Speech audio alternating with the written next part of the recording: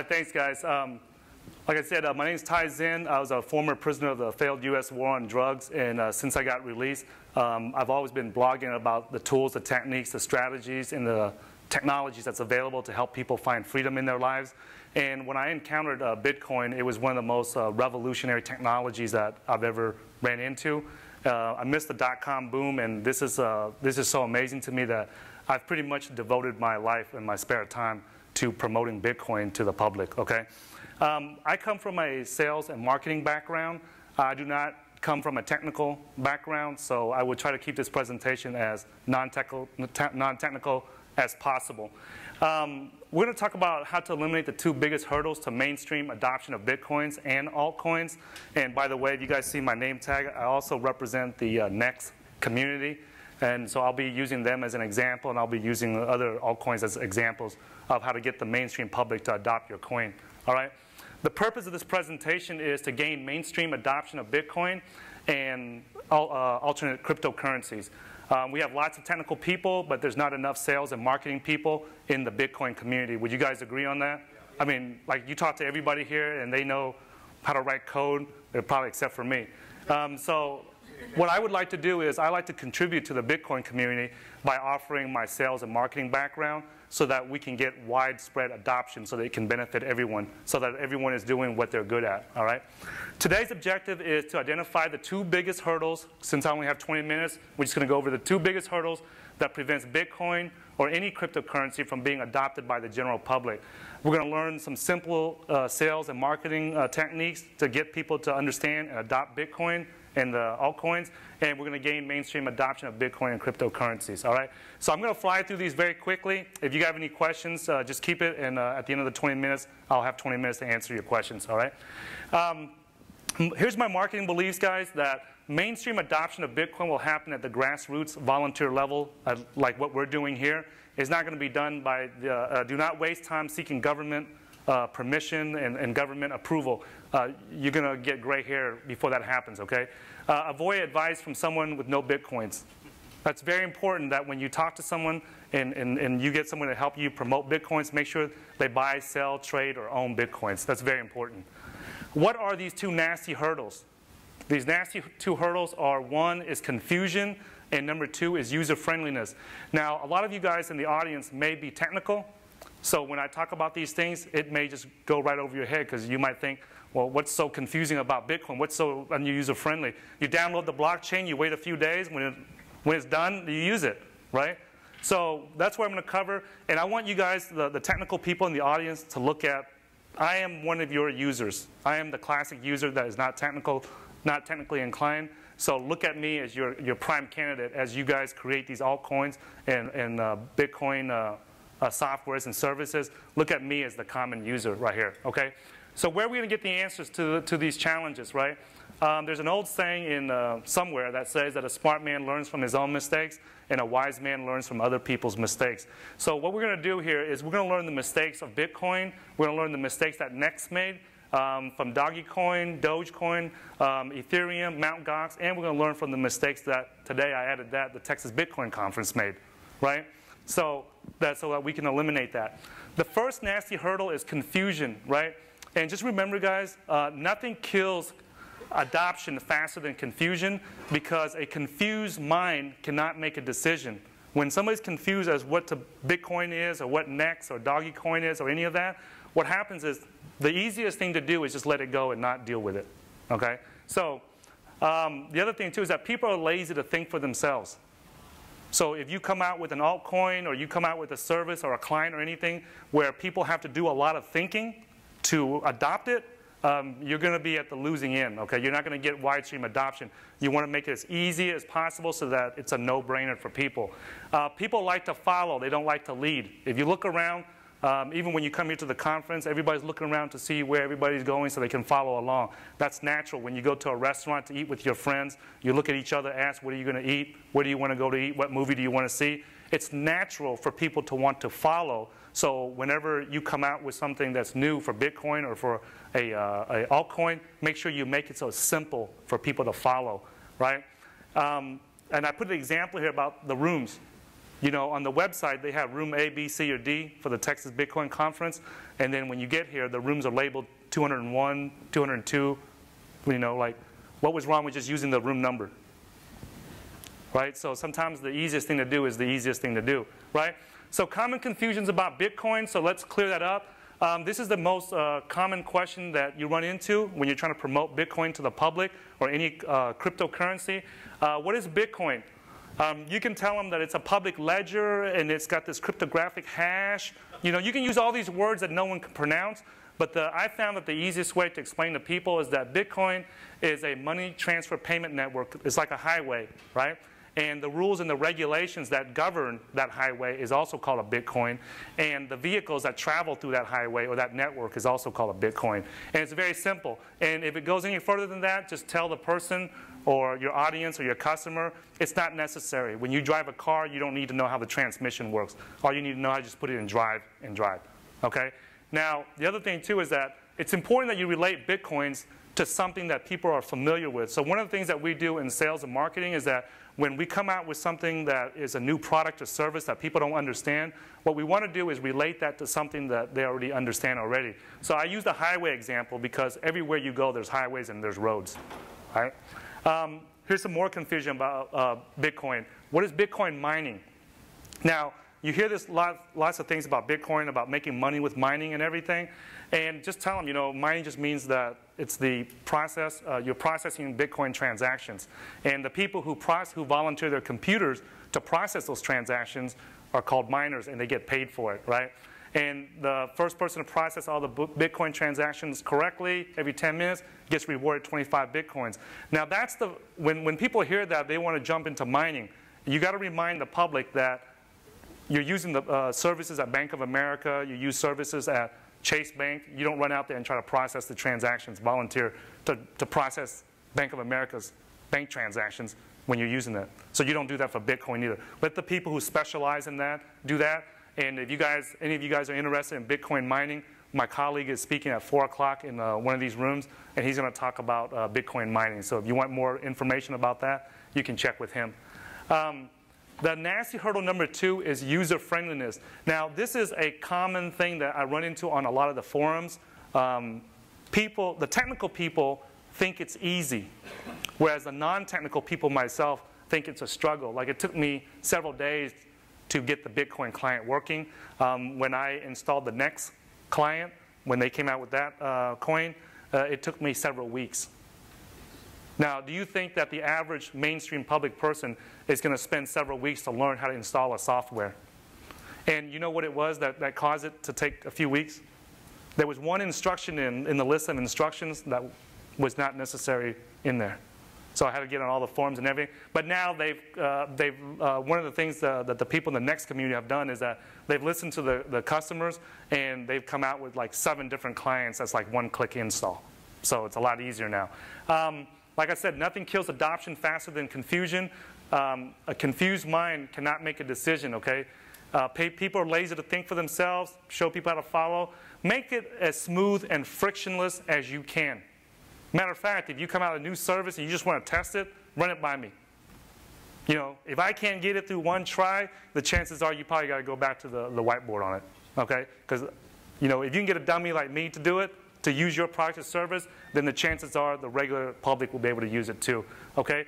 The acquisition time needs to be as short as possible. I found out about Bitcoin from my colleague back in the December of 2012, and I got my first Bitcoin in October. In August of last year. So, I mean, I still got it at a good price, and I made good money on it. But the time that it took for me to know what it is to the time I actually got a Bitcoin needs to be compressed, and it needs to be shorter. It needs to be fast, just like that car, that speed car that just went past us, right? I timed that too, by the way.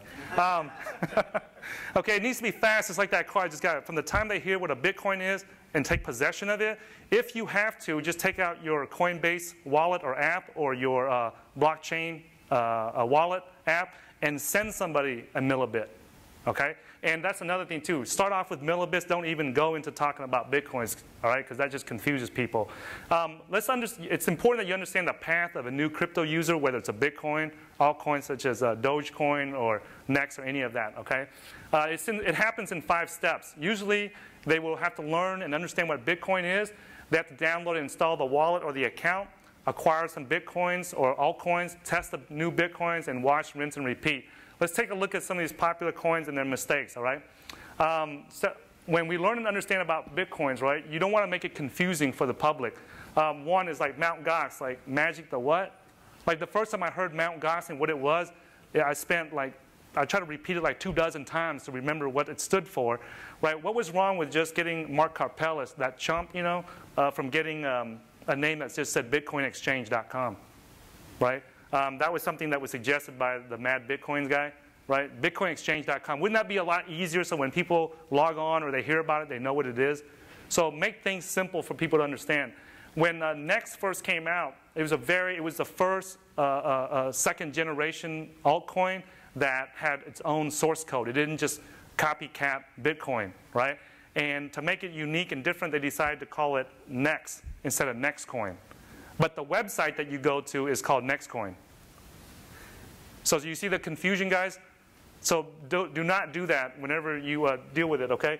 And also, it's spelled NXT. It's not spelled NEXT, right? So that was one of the mistakes that, unfortunately, the inventor of Nextcoin is not an American. He's somewhere in Europe, Russia somewhere. So his English is, I don't think, that was one of probably the main challenges, was that his English got in the way, okay? What I recommend is before you come out with a new, if you guys are developing a new altcoin, just do a keyword research on Google. It's free. That way you can see the different terms and words that people use. The other one that's an example I like to use is Ethereum. How many of you guys were able to spell Ethereum the first time you heard it? Right? One person out of a room of what, 50 people? Right? So the first time I heard about it, and my friend told me about it, I was trying to Google it online, search for it, but I couldn't spell it. And then after I figured out how to spell it, I tried to explain it to other friends who were interested in investing in altcoins, and they couldn't spell it either. Right? So look at how many customers you lost along the way. Now, if I was, not everybody is going to be persistent, so keep that in mind, all right? Why choose a name people can't even spell? Don't be cute and fancy with your names when you come out with the new altcoins. If you guys are sitting in the audience planning on coming out with a new altcoin. Step number 2 is download, verify, install the account. Bitcoin QT has no instructions or videos. Like when you go online, it's not very clear. They should have a standard format video on their website so that people know when they get there how to download it, how to select when you go to bitcoin.org, they have like half a dozen or so clients and wallets, and you don't know which one. Like if you're a beginner, how do you know? So if you guys are developers in here, just put step by step. Step 1, if you're a dummy, select this wallet. If you're a technically advanced or a developer, select this one. Select Armory. If you want a no-brainer, just download QT, and be aware it's going to take about a day to download everything. Let people know ahead of time, because I was sitting there downloading and I was wondering, like, is this thing done? Why is my CPU at 100%? Is this a virus? Is this a scam? You see, you don't want those things going through the customer's minds, okay? When Nex came out, it had instructions with pictures and videos, several videos, okay? So we did that because we learned the lesson from Bitcoin. And so when we released Nex, and when we say I'm not the developer of Nex. I just help volunteer to do the marketing for them, all right? So, and then now Ethereum just came out, and there's people that want to invest in Ethereum, and they have a test net. It's like, for the common people like us, who want to invest into it, if you only want technical people and developers only, then it's great to use those terms. But if you want mainstream adoption, you want mainstream public to pour money into it, make it so that they understand. Because the more that people don't understand, the more afraid they become, right? Step number 3 is acquire some coins. There's 3 ways to acquire coins, and this is a common question that you get when you talk about Bitcoin or any cryptocurrency, right? Is where do I buy the coins from, or how do I get it? There's 3 ways. Buy coins at an exchange, offer a product or service, or mine it, or with the case of Nex, you forge it, okay? Because forging does not produce new coins. It just processes transactions only. So these are the ways that you would tell them. But the fastest way is, guess what? is just send you a friend or a new person. It's worth it, guys. You send them 1 millibit, it doesn't cost anything, right? But now they understand it. They can clearly see, because people are visual, they just saw value transfer from your phone to their phone, and now they can go and relay it to other people. If each person just does that with 3 people, can you imagine how fast Bitcoin will spread? If we just everybody in this room just left here from the conference and helped 1 more person adopt it, it would be phenomenal, all right? You can get it from Coinbase. For Bitcoins, you can get it from Coinbase or Bitstamp. For Next, you can get it from Cryptsy, DGEX, or BTER. Now, you see how DGEX and BTER is? Is that something you guys can remember? Is that easy to remember? Right? You guys agree?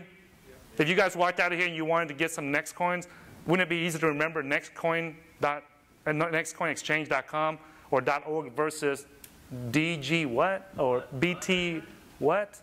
Cryptsy? It's, okay, that's just confusing, all right?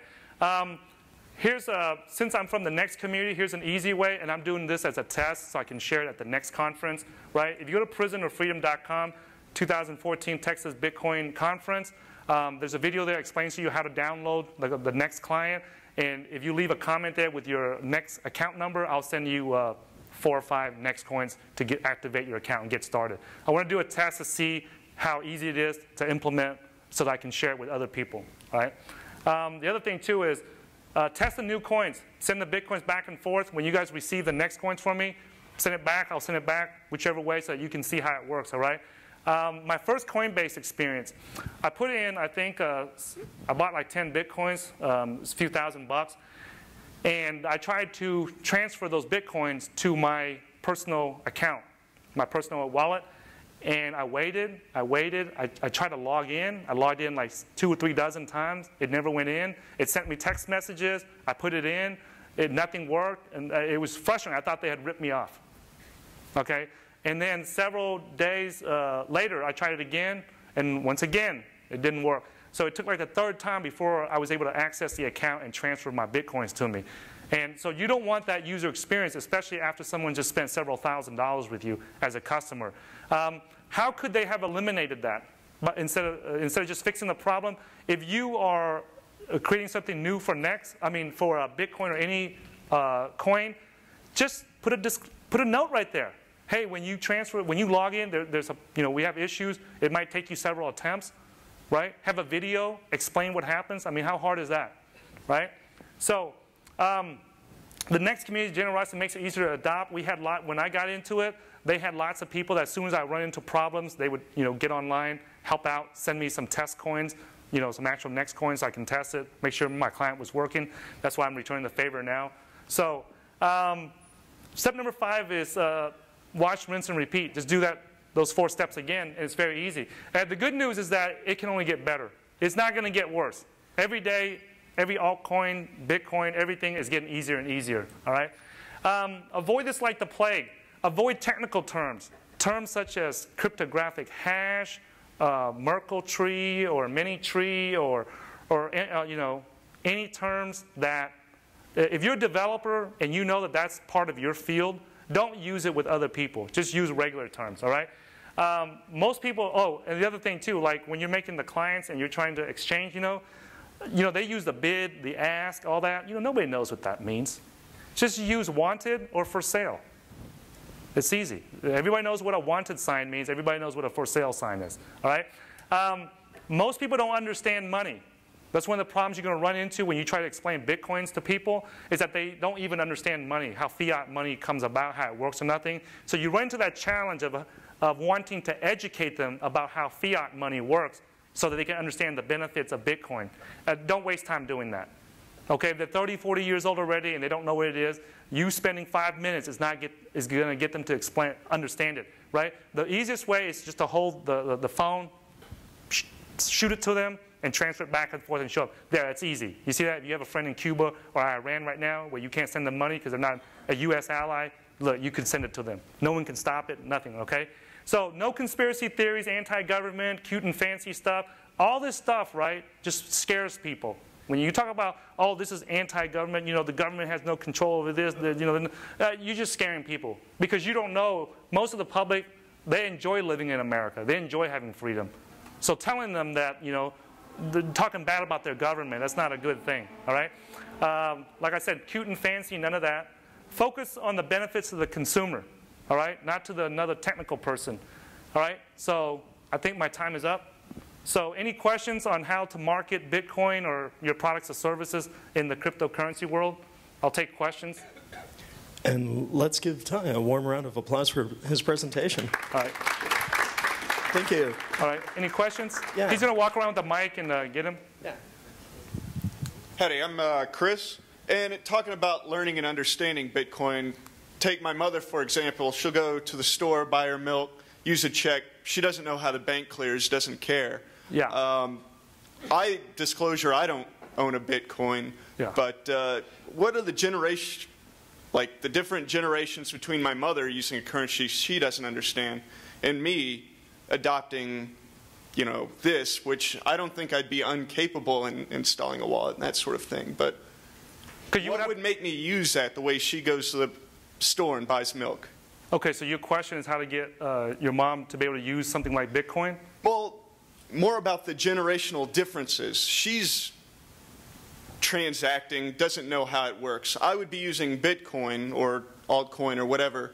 I don't necessarily need to know how it works because I already, or assuming for people like that, you don't have to explain to them why, just show it to them. That's the easiest way. The easiest way to get anybody that's not technically savvy is to just show it to them. Just whip out the phone, look, you see this, you just scan this, boom, it's done. And make it fun for them. Right. Why would they do that? Huh? Why would they? Because she trusts you. Because she trusts you because you're telling her this is better. She doesn't need to know. She trusts you, and when she trusts you, she will follow along what you're saying. If you tell mom that, hey, mom, this is better, look at this, right? This has more value. We're going to use this from now on because it increases in value. We're not going to lose the value of it every year that goes by. You know? It's a lot. She doesn't have to know. If she trusts you, you just got to get her to trust you. That's the main thing, right? Any other questions, guys? Come on up to the mic. John, I kind of just wanted to follow up. One thing I've had success with getting people. John. Oh, yeah. Okay. Yeah, one thing I've had success with is kind of just looking at their everyday routine and kind of the things that they do and are involved in, and then look at how Bitcoin can make that more efficient. Kind of look at her routine, and I've had a lot of success just, okay, this person, like, how could they benefit from this? How can this improve the way they do things? And So what's the question? Right, yeah, so that was just kind of piggybacking on that. And then talking about him, just have you explored any other wallets, for example, like Electrum, where you don't have to do things like downloading the entire blockchain and... No, from a non-technical perspective, the question was, have I tried Electrum or other Bitcoin wallets, right? The confusion that I run into from a non-technical perspective is that I don't know which ones to use.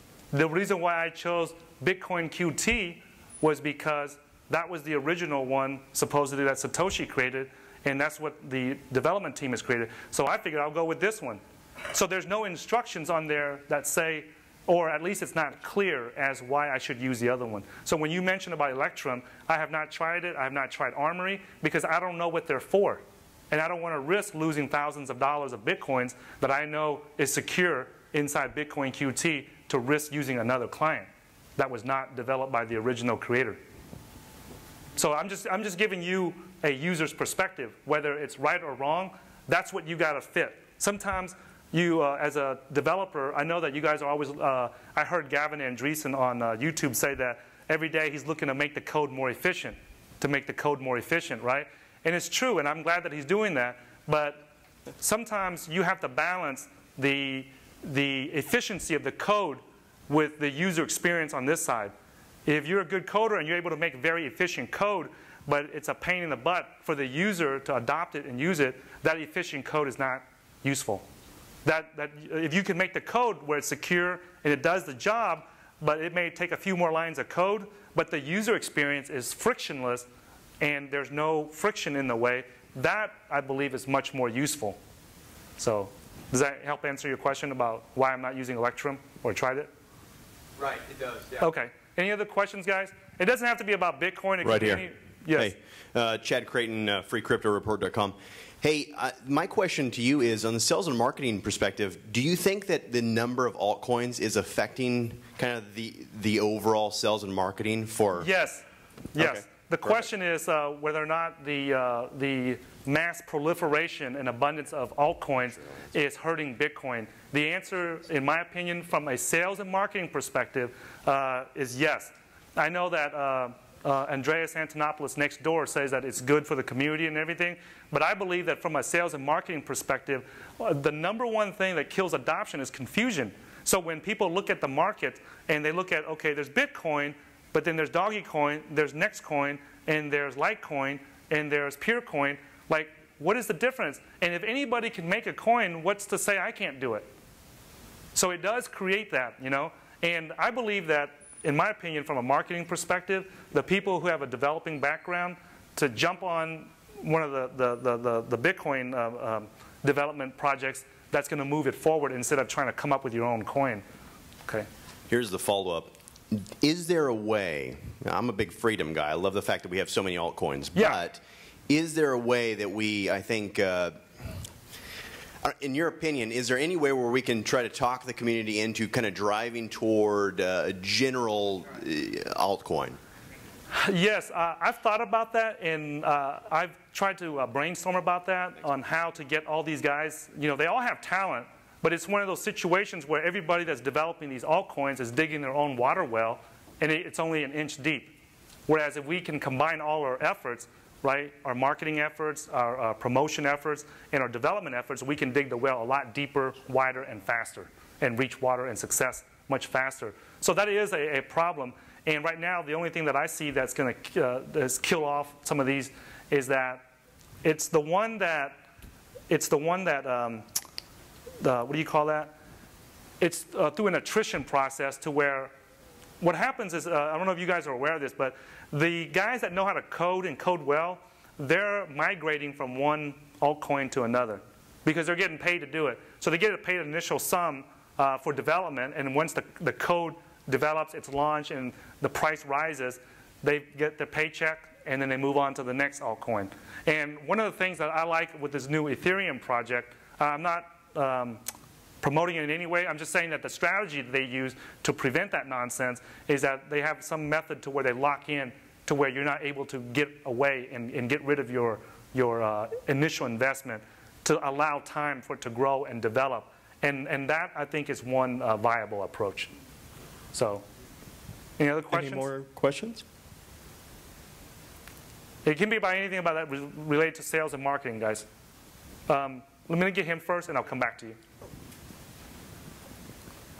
Just wanted to find out a little bit more about what Nextcoin does and how it's different from Okay, Bitcoin. The correct name for it is Nex, and the coin that's used in the network is called Nextcoin, right? So Nex is different from all the other altcoins is because it's the first altcoin to come out with its original source code. So all the other altcoins came out and just did a copy and paste of Satoshi's code. So there was a inventor, a computer scientist referred to as BC Nex, and he was the one who came out with the original source code and developed it in Java. So it's a completely different computer language, and it's in a completely different, it has nothing to do with Bitcoin. The only thing that it has that is similar to Bitcoin is that it copied the concept of the public ledger, and that's it. And everything else is completely different. That was one of the reasons why I chose to be part of their marketing, because it was the first altcoin that I saw that was doing something that was radically different and had their own source code. They didn't just copy it from Bitcoin. And the way that they're doing it to protect their source code from copycats is that when they released it on January 3rd, they purposely injected it with 3 security flaws. So that if you tried to copy it, if you were just a copycat, you would suffer some serious damages. And they also offered bounties for anyone that could find those security flaws. So they did several different approaches to release the source code and make sure that it was not copied. And then they also do the features that they have.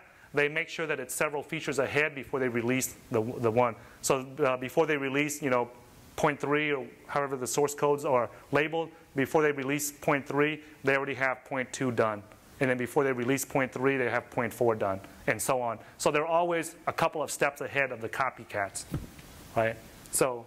But all the parameters are the same as Bitcoin, like time to send a transaction? Their goal is to do he's asking if the features of Next is the same as Bitcoin. The features of Next are similar. All these coins are trying to accomplish the same thing, like the colored coins, the name coins, all these. It's a matter of who can implement those features the fastest. And right now, the main feature that Next is trying to accomplish right now, because of the collapse of Mt. Gox, there is a huge need for a peer-to-peer exchange. So Next has just released their testnet, or their test software, I guess, the alpha version, so that they can test the exchange. And hopefully we get that running so that people can start implementing that and have some type of peer-to-peer exchange and not have to rely on a centralized exchange. So the gentleman with the Longhorns shirt right there. Sorry, just please come to the mic.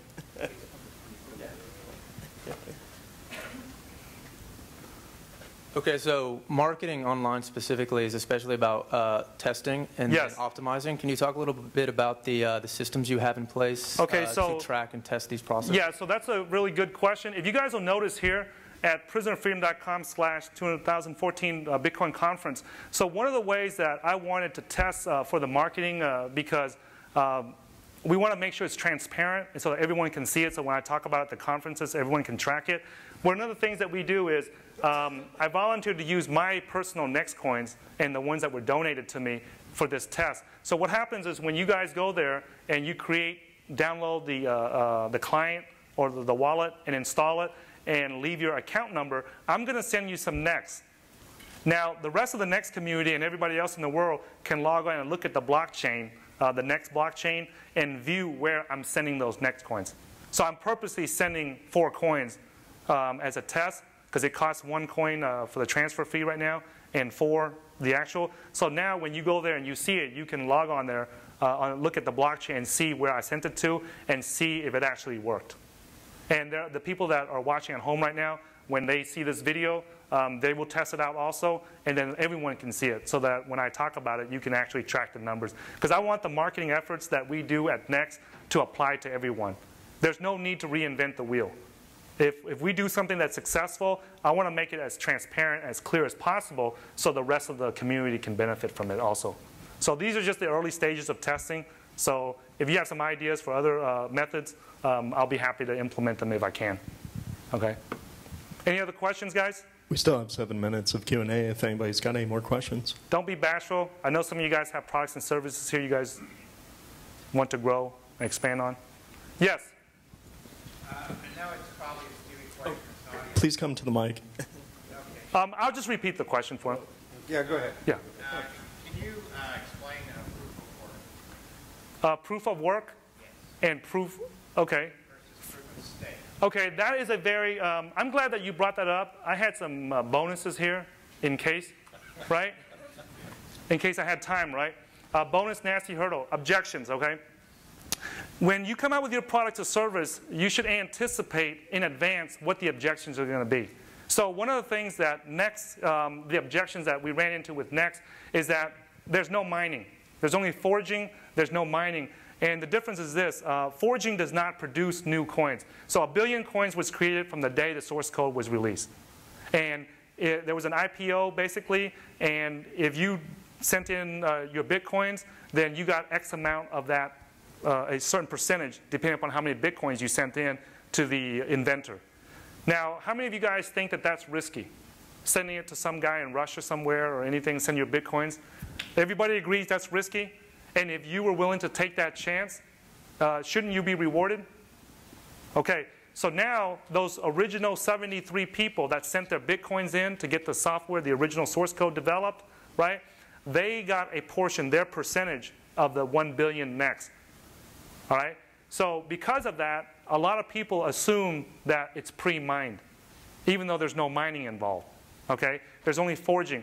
the difference between proof of work in Bitcoin versus the proof of stake is that instead of you spending your money to go buy gigahashes to hash the Bitcoin, right, and to secure the Bitcoin network, the NEX uses a proof of stake because they found out, they discovered that not everyone can go out and buy a Bitcoin miner.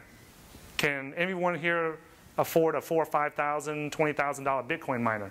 No, not everyone in this room can. But everyone in this room can afford $1, right? Or 50 cents or 10 cents to get a stake in it. And the amount of stake that you have in the NEX network determines your ability to forge and secure the network.